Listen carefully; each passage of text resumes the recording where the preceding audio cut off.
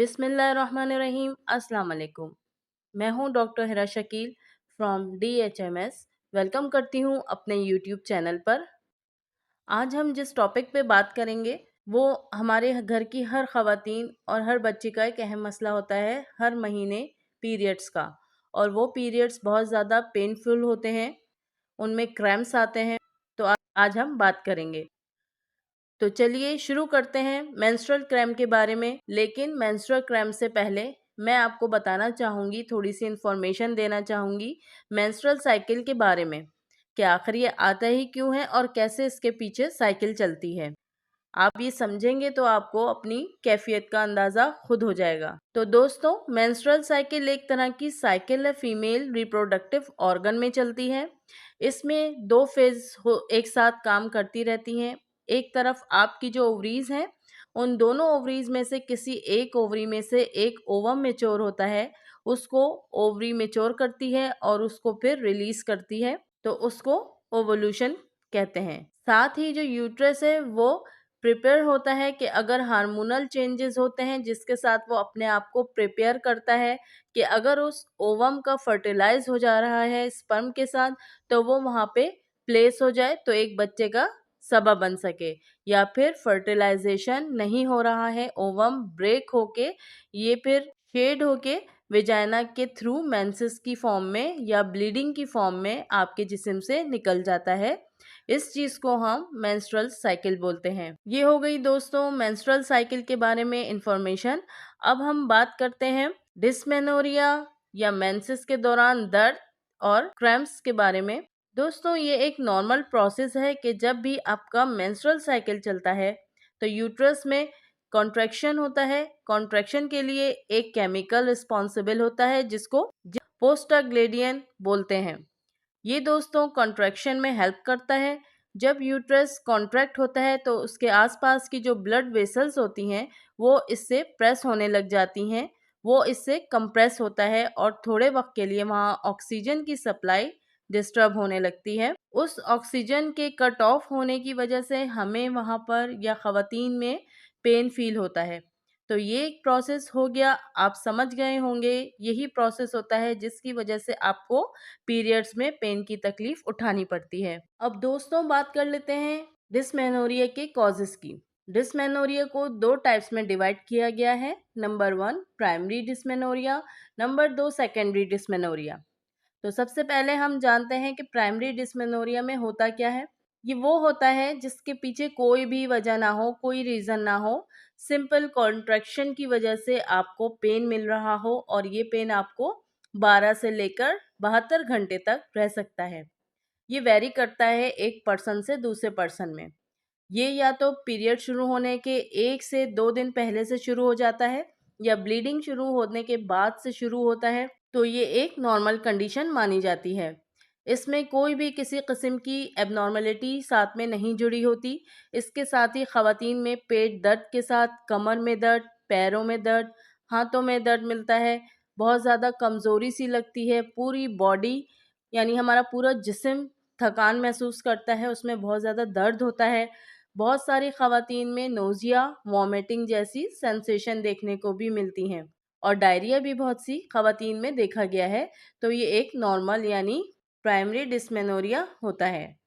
अब बात कर लेते हैं सेकंड नंबर पर सेकेंडरी डिस्मेनोरिया की। इसमें क्या होता है कि इसमें मेंस्ट्रुअल क्रैम्प्स के साथ कोई ना कोई कॉज जुड़ा हुआ होता है, आपकी यूट्रस या आपकी बच्चेदानी से रिलेटेड। तो मतलब सेकेंडरी डिस्मेनोरिया होता है तो कोई भी डिसऑर्डर आपकी बच्चेदानी में है यानी आपकी ओवरी में है जिसकी वजह से आपको ये मेंसेस क्रैम्प्स आ रहे हैं।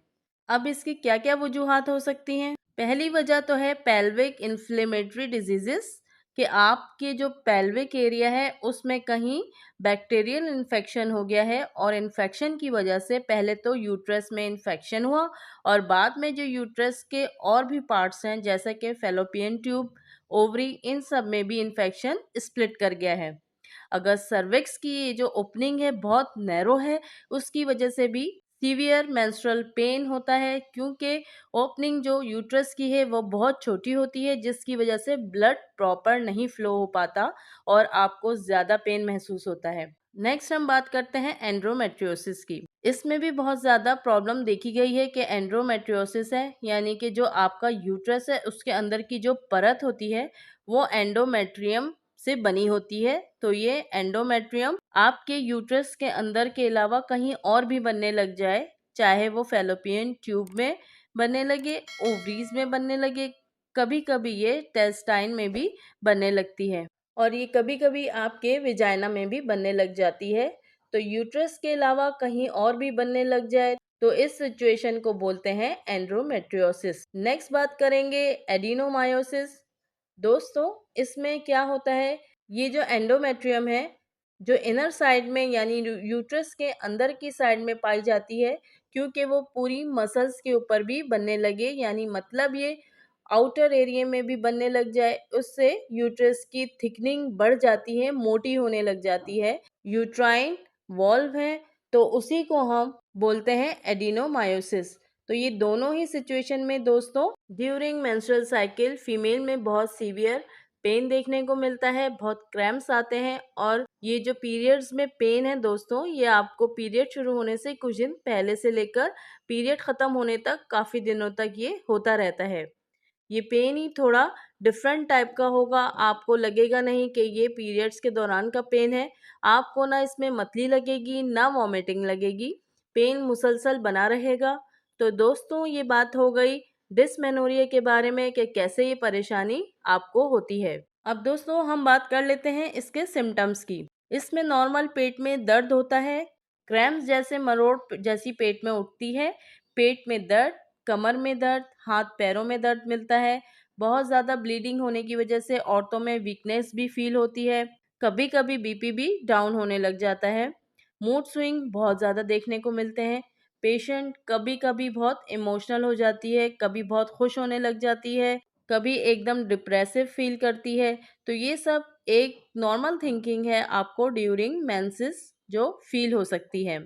इसका एक और सिम्टम ये है कि दर्द आपको पेल्विक रीजन में और लोअर एब्डोमेन में, मतलब नीचे पेट में, नाभ से नीचे वाले हिस्से में और जहां यूरिन पास करते हैं उसके ऊपर वाले हिस्से में आपको दर्द महसूस होगा, वो जगह भारी भारी सी फील होगी। ये ऐसा दर्द होता है कि आप इसको बर्दाश्त कर लेते हैं, कभी तो ये दर्द बर्दाश्त ही नहीं होता और अगर कोई बहुत ज़्यादा ओवर सेंसिटिव हो तो उनको बर्दाश्त करने वाला दर्द भी बहुत ज़्यादा दर्द लगने लगता है।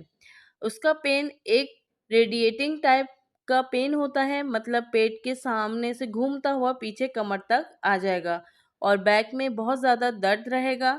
डिस्मेनोरिया का दर्द तो ऐसा दर्द जो घूम के कमर तक आ जाए और कभी कभी पैरों तक भी चला जाए, चक्कर और घबराहट भी महसूस होने लगता है, बहुत ज़्यादा सर दर्द भी होगा। डिस्मेनोरिया का दर्द ज़्यादा हो तो ख़वातीन को काम करने में बहुत मुश्किलात पेश आ सकती हैं और अगर हल्का-फुल्का दर्द हो तो सारे काम वो आसानी से कर लेती हैं। जी दोस्तों, आज हमने आपको बताया मेंस्ट्रुअल क्रैम्प्स के बारे में, डिस्मेनोरिया, पेनफुल मेंसेस के बारे में। दोस्तों, ये वीडियो थोड़ी-सी लंबी हो गई है। इसकी मेडिसिन के लिए मैं पार्ट 2 बना दूँगी, तो उसमें आपको मैं सिम्पटम वाइज़ आपको मेडिसिन बताऊँगी। शायद उनमें से कोई सिम्पटम आपको मैच कर जाए, तो इसका पार्ट 2 ज़रूर देखिएगा, ज़रूर सुनिएगा। उसमें आपके तमाम मसाइल का हल ज़रूर मिलेगा। तो मिलती हूँ इसके पार्ट 2 में, नेक्स्ट वीडियो में। अगर मेरी वीडियो आपको पसंद आई हो तो प्लीज़ प्लीज़ इसे सब्सक्राइब करना मत भूलें, शेयर कीजिए ताकि कोई भी आपके घर की खातून या कोई भी ऐसी बच्ची जो इस चीज़ से गुज़र रही है, आप उसे इस तकलीफ़ से निजात दिला सकें।